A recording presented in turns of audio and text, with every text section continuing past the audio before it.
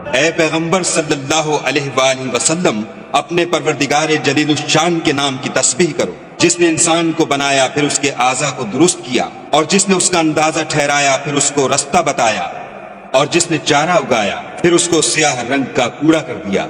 हम तुम्हें पढ़ा देंगे कि तुम फरामोश न करोगे, मगर जो खुदा चाहे वो खुली बात को भी जानता है और छुपी को भी। हम तुमको आसान तरीके की तौफीक देंगे, सो जहाँ तक नसीहत के नाफे होने की उम्मीद हो नसीहत करते रहो। जो खौफ रखता है वो तो नसीहत पकड़ेगा, और बेखौफ बदबख्त पहलू तही करेगा। जो कयामत को बड़ी तेज आग में दाखिल होगा, फिर वहाँ न मरेगा न जिएगा। बेशक वो मुराद को पहुँच गया जो पाक हुआ, और अपने परवरदिगार के नाम का जिक्र करता रहा और नमाज पढ़ता रहा।